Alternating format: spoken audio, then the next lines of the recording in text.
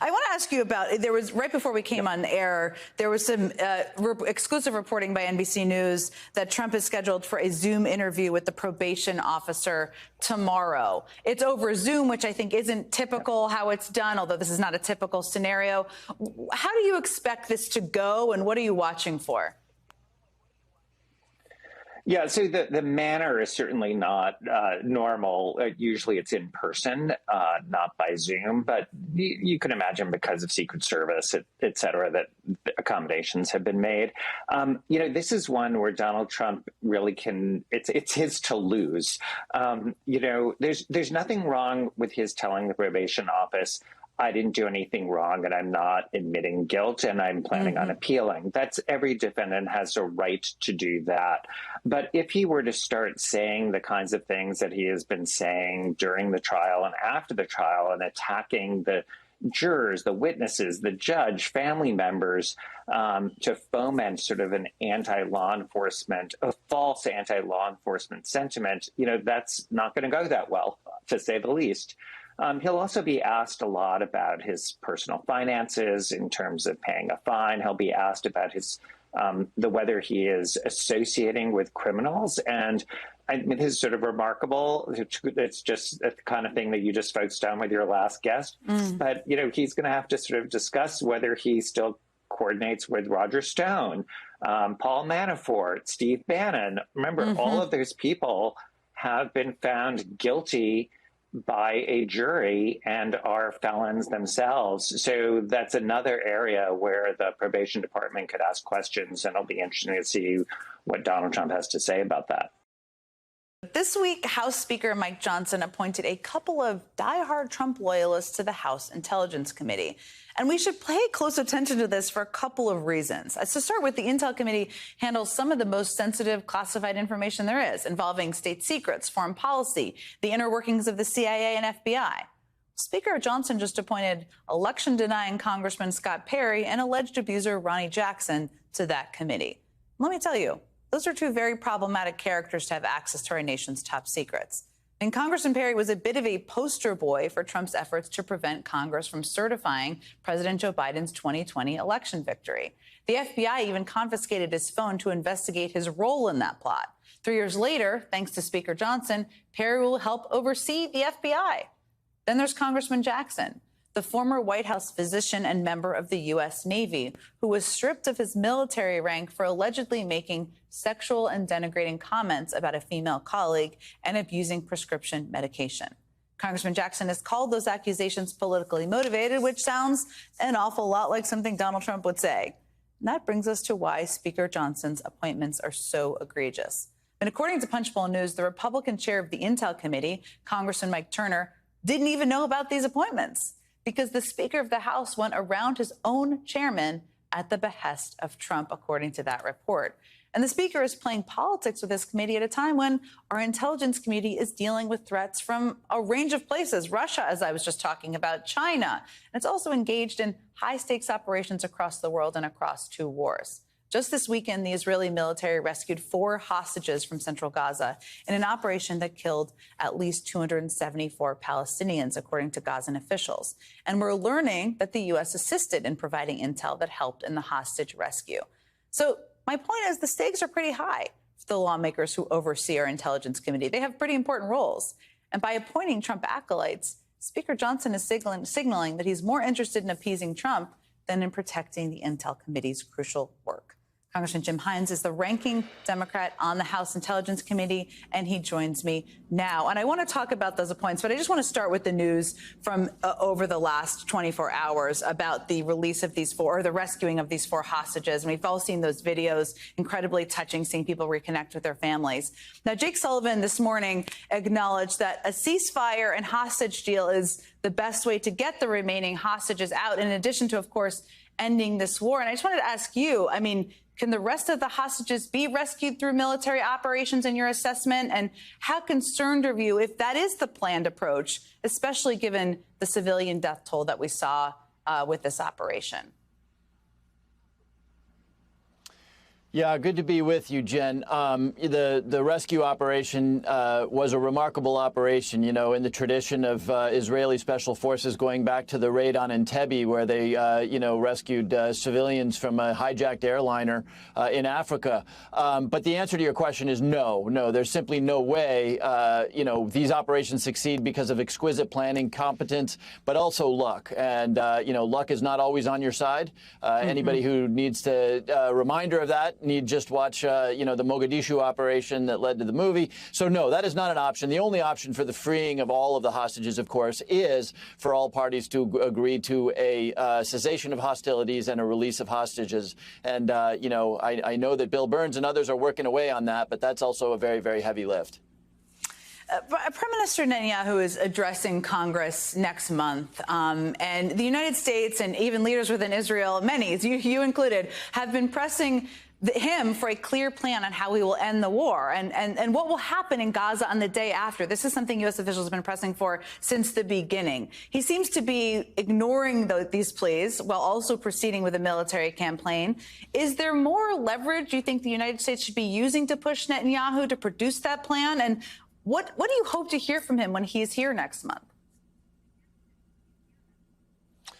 Yeah, I mean, of course, there is more leverage. And it's terribly painful to talk about, much less apply, right? Because Israel was attacked here. And look, I've been critical of the way they have conducted the war, and there's plenty of room to be critical about that. But I guess at the core of this, Jen, is the fact that, there is no way for Israel to win this purely militarily, right? Hamas, disgusting terrorists though they may be, have a vision for a future. And it's a dark, horrible, evil vision. But my complaint with the prime minister, apart from the way he has conducted this war, I think, without enough sort of attention to the humanitarian situation, is that he has offered no alternative vision. He shot down the concept of a two-state solution. You cannot win this unless you participate or at least put forward some sense of hope for the future on the part of Palestinians. If you don't do that, they will adhere to the disgusting and dark vision that Hamas or others offers. And it's time for the prime minister to actually engage in what the future of the Palestinian people might and should look like. Which he seems resistant, hesitant to all of the things to do. Well, let me just turn to the intel appointments, because you've spoken about this a little bit. I know and I believe you have a great deal of respect for the chairman, Turner. And it sounds like from the reporting he learned about those appointments to the committee through news reports. Have you talked to him specifically about this? Is that true?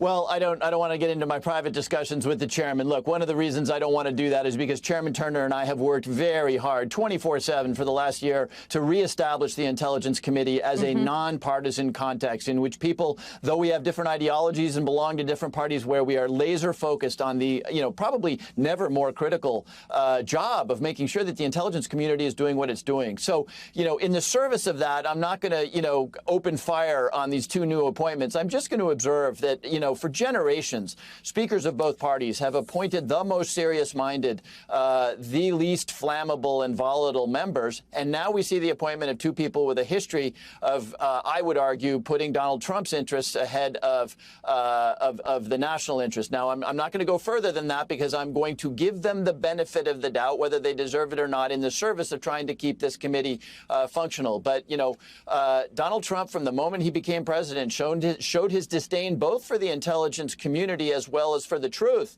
that they are all about providing to power. So, again, this is very concerning, particularly when you saw Congressman Perry's statement about how, well, now the committee will finally do real oversight. What an insult to Chairman Turner and to the people who've been toiling in those vineyards for a very, very long time. So fingers crossed, but it's not a happy day for me anyway. Now, all of you history buffs out there likely caught this in the moment. But Biden's speech was delivered at the very same spot where President Ronald Reagan famously renewed America's commitment to freedom and democracy 40 years ago. That wasn't an accident.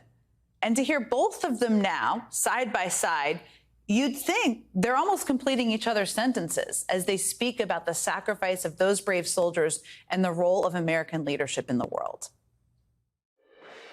The Rangers who scaled this cliff didn't know they would change the world. but they did. Let us show them by our actions that we understand what they died for. They're asking us to do our job, to protect freedom in our time, to defend democracy. One's country is worth dying for, and democracy is worth dying for because it's the most deeply honorable form of government ever devised by man. We often talk about the ideals of life, liberty, pursuit of happiness. What we don't talk about is how hard it is, how many ways we're asked to walk away. We've learned that isolationism never was and never will be an acceptable response to tyrannical governments with an expansionist intent. Does anyone believe these Rangers would want America to go it alone today? Let us continue to stand for the ideals for which they lived and died. Look, President Biden and President Reagan disagreed on a lot. But all of this is just a reminder of how aligned both political parties have been on core principles for decades. Because this is the brand of American resolve and values that presidents are known for on both sides of the aisle. I mean, most of them, at least, with one obvious exception, of course. You know who it is. I mean, in stark contrast with President Biden, Donald Trump is selling an apocalyptic vision of America. And he's hoping that the voters forget the values that have long made our country great. Trump sees a path to victory not by celebrating the country he wants to lead, but by denigrating it. We've become a failing nation. We're a nation that's in tremendous trouble. Our country is going to hell. We're in a failed nation. This is a failing nation right now, and it's only getting worse. We have a very sick country. We're a failed nation. The truth is Donald Trump couldn't really care less about preserving the values that the United States has long stood for through many presidents of both parties. And this campaign isn't about preserving our freedom. It's about preserving his own. It's not about upholding American greatness. It's about staying out of prison. This is why the country Trump describes is virtually unrecognizable from the one described by Reagan and Biden and many, many presidents in between. Remember, the Republican Party is the party that once spoke glowingly of American exceptionalism. That pride and optimism from the top, though, is now long gone in that party. I mean, Trump is the same guy who couldn't be bothered to pay his respects at an American cemetery in France. The very same one, by the way, that President Biden visited just this morning. So right now, we're 5 months away from the presidential election, and there's a big choice out there between one candidate who knows America is already great, and another who calls it a failure, one who honors our allies and one who heralds our enemies, one who wants to uphold the legacy of D-Day as many presidents have, and one who wants to squander it. When we're presented with a study in contrast that stark, with the stakes as high as they are, we all need to take note. Joining me now is National Co-Chair for the Biden-Harris campaign, Mitch Landrieu. Mitch, thank you so much for taking the time. I wanted to start with what I laid out there, because what struck me from watching these speeches this week of President Biden giving them overseas were, of course, the echoes of Reagan. I mean, it's a clear reminder to me, and I think many people, of how far flung from our values, America's values, Trump's values are. And part of that message was, of course, also about fighting for something bigger than yourself, as these Rangers did. So I wanted to ask you, what is the campaign hoping people watching from home, people who are just tuning in, may take away from those speeches the president gave this week?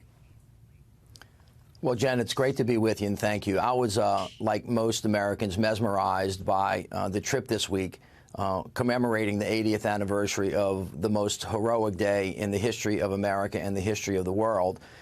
Those young men, 17 and 18-year-olds, scaled that incredible battlefield and fought tyranny. And the president went there to remind America what sacrificing for democracy really looks like. But he was standing on the shoulders not just of Ronald Reagan, but of Franklin Delano Roosevelt, who was a Democrat, and, of course, General Eisenhower, who was a supreme commander, who later became the president, who was a Republican, and then Republican Ronald Reagan, and then Joe Biden. Because here's the big idea.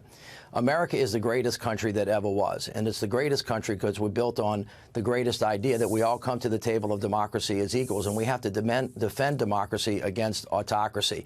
We never used used to have a conflict between the Republican and the Democratic Party about that idea. But for some insane reason, the Republican Party now has as its head a guy that wants to turn that idea on its head, become an isolationist to get rid of NATO. NATO is a thing that has preserved the peace over time. And it is, in fact, true, based on Donald Trump's actions in the last couple of years, that democracy is at risk abroad and at home. And you've seen it time and time and time again. So this election is a real decision between autocracy and democracy. And notwithstanding the fact that Donald Trump is now a convicted criminal, now somebody who is declared to be a sexual abuser and, quote unquote, a rapist by a court, now somebody who's considered to be a bank fraud and have judgments against him, this man continues to talk in a way that is completely antithetical and unhinged from what the world knows about America and, of course, what Americans value in themselves. And so this choice is a choice between a guy that gets up every day and thinks about the American people and is calling on the better angels among us versus a guy who wants to tell you that everything in the world is going to hell, because that's what he sees when he looks in the mirror. I think this contrast is so stark, as I just laid out, and couldn't agree with you more. And I'm so grateful you talked about some of the past presidents too. It's important for people to remember that. There are key moments in debates, as you and in elections, as you and I both know. The debate is, of course, one of them. It's coming up in just 18 days. I mean, I'm the first to say, and I've said it many times, there's a lot of business to do in this debate. Draw that contrast you just outlined, remind voters of the choice they have. But one thing that everyone is watching is how the president will talk about Trump's convictions. I mean, you just referenced it. It is part of his story. We just learned that Trump is going to sit down with his probation officer tomorrow. What should we expect? How will the president talk about all of this in the debate in 18 days? But can we just stop on that fact rather than, well, I'll talk about the debate in a second, but a guy that wants to be president of the United States first has to go sit down with his probation officer. That is just an astounding statement that sometimes people walk by. I don't think most Americans are going to walk by that. We can always have a debate about how big the country should be or how small, what the taxing policies are, what they're not. But at the end of the day, the president of the United States is a person who's supposed to have wisdom, character, judgment, and who's supposed to reflect the best that America has to offer. And when you put these two men next to each other and their vision of the world and their characters, in my opinion, it's not much of a choice. Even people that disagree with some of Joe Biden's policies have to agree that his character, his wisdom, and his judgment are just much more reflective of great American values. And I believe that during this debate, Joe Biden will take it to Donald Trump. Remember, Joe Biden is the only politician standing that's ever beat Donald Trump. He beat him by 8 million votes. Donald Trump is a loser. You can count how many times you can use that word for him. And at the end of the day, Joe Biden has debated Donald Trump twice and beat him both times. So I'm fully confident that the president's going to show up again and do the same thing that he's done in the past. And on Election Day, when Americans have to choose between democracy and autocracy, between goodness and bad, between the right way to do things and the wrong way to do things, they're going to choose a future for America that makes sense for who we have always been and who we want to be. I definitely don't think we should whistle past the probation officer meeting, and I'm glad you called that out. Chris Christie had some debate advice, basically suggesting the president shouldn't engage with lies about his record and even his family. It's interesting advice, but I want to know what you think about that. Well, which president he's talking about lying? He must be talking about Trump, because when his lips are moving, he's lying. Of course he is. He's talking about, he's giving advice to Joe Biden. Yes, he's giving advice to Joe Biden about ignoring Trump's lies, ignoring his attacks on his family, on Biden's family members in a debate. What do you think about that? I understand that. Listen, Joe Biden, anybody who knows Joe Biden knows about his story. Before he was even sworn in, his wife and his child were killed. And his two of his sons were left. Joe Biden went home every night and took care of those kids. One of those kids, Beau Biden, subsequently died, as you know, tragically from brain cancer. And Hunter, as you know, had a huge problem with substance abuse. The thing that draws me to this story is not about Hunter Biden. Hunter's not running for president. Donald Trump's running for president. But what it tells me about Joe Biden is that Joe Biden is a great human being. He loves his son unconditionally. Even in his son's darkest times, Joe Biden has never left him behind, just like like he's never left America behind. He's never quit. So people who talk about Joe Biden in a way that actually makes him look, old or something like that, Joe Biden shows up every day fighting for people, fighting for this country. He's done it his entire life, and that's the Joe Biden that you're going to see, who's going to take it to Trump, and he is going to beat him again in the debates, and he's going to beat him in the election because Donald Trump is a loser. He's been a loser his entire life, and he's going to lose again. And the reason he's going to lose again is because the American people are good people. They don't believe this country is gone down the hype. They're going to lift this country up with Joe Biden. Mitch Lander, always a pleasure talking to you. Thank you so much for taking the time this afternoon.